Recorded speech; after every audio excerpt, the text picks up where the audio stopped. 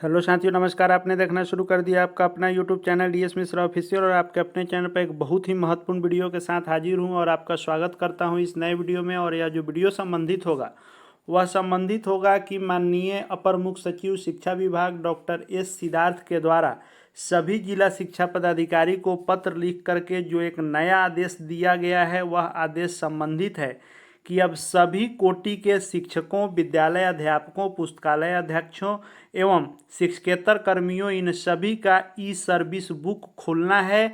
यानी अब जो पहले मैनुअली सर्विस बुक खोला जाता था, वह अब ऑनलाइन खुलेगा, जिसको ई सर्विस बुक कहा जाएगा। और इस ई सर्विस बुक के बारे में और क्या क्या आदेश माननीय अपर मुख्य सचिव ने दिया है, उसकी कंप्लीट जानकारी इस वीडियो में देने वाला हूं।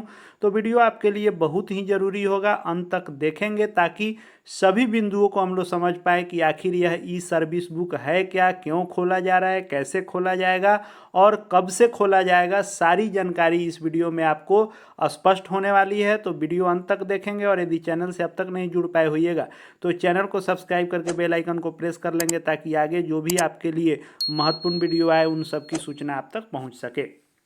तो जैसा कि आपने देखा कि विषय जो है माननीय अपर मुख्य सचिव द्वारा लिखे गए पत्र का कि राज्य के सरकारी विद्यालयों में कार्यरत सभी कोटि के शिक्षकों, चाहे किसी संवर्ग के शिक्षक हैं, विद्यालय अध्यापक हैं या पुस्तकालय अध्यक्ष हैं या शिक्षकेतर जितने कर्मचारी हैं, सभी का ई सर्विस बुक खोले जाने के संबंध में यह पत्र है।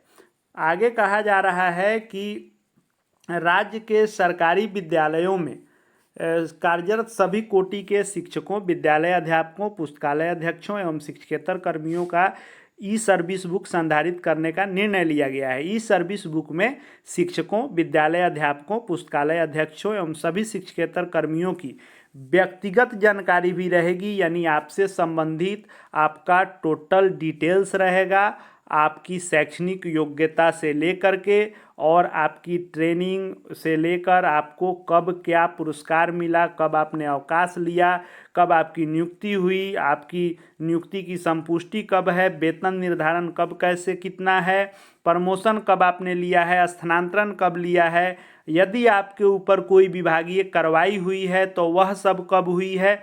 तो यह व्यक्तिगत और सेवा से संबंधित दोनों प्रकार की जो यह सारी जानकारियां हैं, नियुक्ति, संपुष्टि, वेतन निर्धारण, प्रमोशन, स्थानांतरण, विभागीय कार्रवाई, शैक्षणिक प्रशैक्षणिक योग्यता, पुरस्कार, अवकाश, ये सभी प्रकार के जो भी जानकारी हैं वे ई सर्विस बुक पर आपके लिए अपलोड किए जाएंगे। साथ ही साथ जो भी आपका शैक्षणिक और प्रशैक्षणिक प्रमाण पत्र है वह भी इस सर्विस बुक का भाग होगा। यानी जो आपका शैक्षणिक और प्रशैक्षणिक सर्टिफिकेट हैं वो भी आपके प्रोफाइल के साथ अपलोड रहेंगे। और यह अपलोड क्यों कराया जा रहा है, ताकि किसी भी पदाधिकारी द्वारा किसी भी स्तर पर किसी समय आपके प्रमाण पत्रों का अवलोकन किया जा सके और सत्यापन किया जा सके। इसलिए आपका सारा डिटेल तो उस पर उपलब्ध रहेगा ही, साथ में आपके सभी शैक्षणिक और प्रशैक्षणिक प्रमाण पत्र भी इस ई सर्विस बुक पर उपलब्ध रहेंगे, यह अपलोड किए जाएंगे। आगे कहा जा रहा है कि चाहे वे विद्यालय अध्यापक हों या सक्षमता उत्तीर्ण जो विशिष्ट शिक्षक बनने वाले हैं, तो विद्यालय अध्यापक का जो फॉर्म भराया था वह बीपीएससी के द्वारा परीक्षा आयोजित की गई थी और सक्षमता की परीक्षा बिहार बोर्ड द्वारा बीएसईबी द्वारा आयोजित की गई थी। तो दोनों की परीक्षाओं के फॉर्म भरते वक्त जो विद्यालय अध्यापक में नियुक्त हैं या जो विशिष्ट शिक्षक के रूप में नियुक्त हो रहे हैं, इन दोनों लोगों ने आवेदन करते समय वेबसाइट पर अपने शैक्षणिक और प्रशैक्षणिक प्रमाण पत्र अपलोड किए थे। वही प्रमाण पत्र ई सर्विस बुक के भाग होंगे। यानी जो आपने प्रमाण पत्र अपलोड किया है वह आपके सर्विस बुक का भाग होगा। यानी सर्विस बुक में उसको ऐड कर दिया जाएगा उन प्रमाण पत्रों का। उससे पहले आपके सभी प्रमाण पत्रों का सत्यापन कर लिया जाएगा। अब बात आती है कि बाकी कैटेगरी के जो शिक्षक हैं, यानी जो बीपीएससी के द्वारा बहाल विद्यालय अध्यापक हैं और बीएसईबी से सक्षमता उत्तीर्ण जो विशिष्ट शिक्षक हैं, इसके अलावा जो नियोजित शिक्षक बच जा रहे हैं या नियमित शिक्षक बच जा रहे हैं या पुस्तकालय अध्यक्ष या शिक्षकेतर कर्मचारी, जिनका इन वेबसाइट पर अपलोड नहीं है उनका अलग से शैक्षणिक और प्रशैक्षणिक प्रमाण पत्र प्राप्त किया जाएगा और उसे भी इस सर्विस बुक का भाग बनाया जाएगा। यानी सभी कोटि के विद्यालय अध्यापक, पुस्तकालय अध्यक्ष, शिक्षकेतर कर्मचारी, विशिष्ट शिक्षक, नियोजित शिक्षक, सभी प्रकार के लोगों का प्रमाण पत्र अपलोड किया जाएगा। उसके आगे कहा जा रहा है कि शिक्षकों की जो नई स्थानांतरण नीति है, इसके अनुसार शिक्षकों के नए विद्यालय में जो पोस्टिंग होनी है उसके उपरांत विद्यालय अध्यापक या फिर विशिष्ट शिक्षक जो सक्षमता उत्तीर्ण है, इनका फिर से बायोमेट्रिक जो है सत्यापन होगा और साथ ही साथ थंब इम्प्रेशन का भी सत्यापन होगा, फोटो का सत्यापन होगा। जो परीक्षा के दौरान आपका लिया गया था फोटो बायोमेट्रिक यानी आधार और आपका थंब इम्प्रेशन आधार और बायोमेट्रिक आपके अंगूठे का निशान, इसका सत्यापन फिर से किया जाएगा और यह काम चरणबद्ध तरीके से सभी संबंधित जिला शिक्षा पदाधिकारी के कार्यालय से संपादित होगा।